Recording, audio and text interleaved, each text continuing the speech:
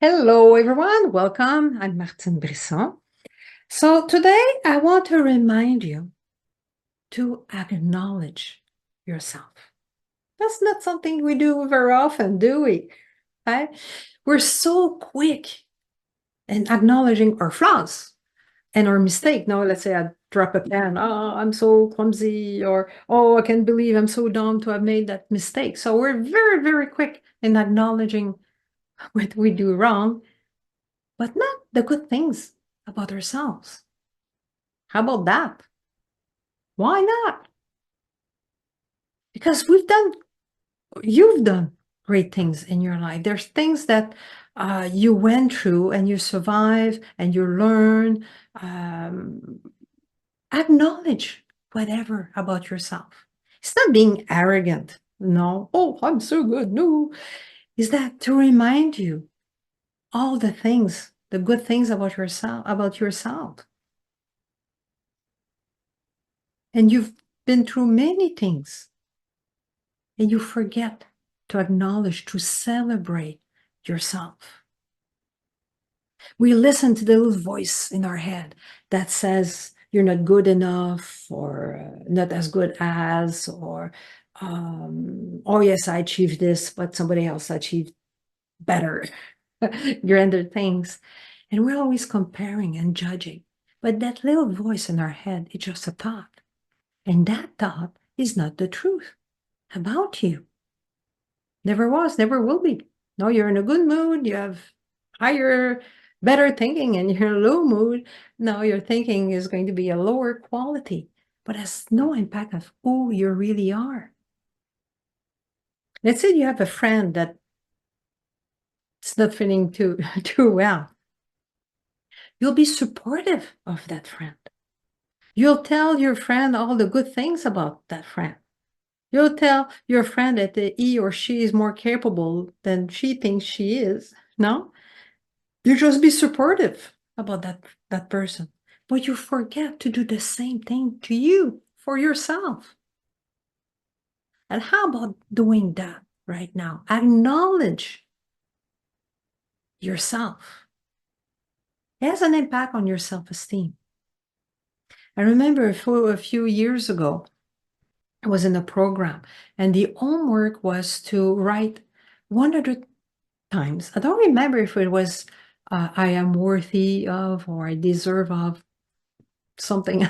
It's been a few years, but 100 times.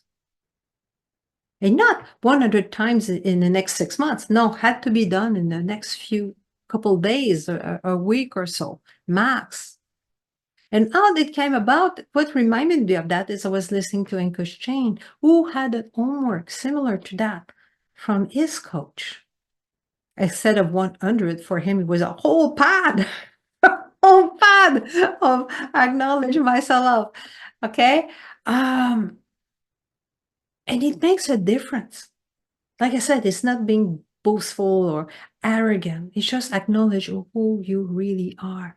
Remember who you really are, and that you're as deserving as anybody else. And not to always listen to this little voice in the back of your head that's commenting everything in the background. So how about having this as a homework this week?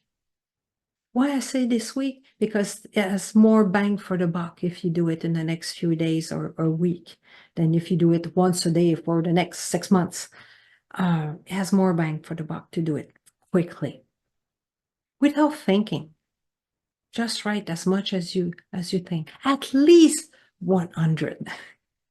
Okay, and see your life change as a result of doing that. Just to remind yourself that you're as worthy and as deserving as anybody else. And this have to be big. Now, oh, I won the Nobel Prize. Well, very few people did. Okay, it could be as simple as I stopped a fight in the schoolyard in the 4th grade. It could be I bought a cup of coffee to this homeless teenager that seems to be down and cold. and just have a smile, and she felt great. It doesn't have to be, right? Something that it took you a long time to achieve, and finally you made it after many tries or whatever. So give yourself this gift of acknowledging what you've been through, acknowledge what you've learned, acknowledge all your experiences. And then like that, you'll remember that you're as deserving as anybody else, and you have a self-esteem. No, you can't, that's not something that you can lose. It's always been there, it's just buried by this little voice. So that's your homework for this week. Can drop me a comment and see how it was for you, and how what impact it had on your life after doing this little exercise. Cheers.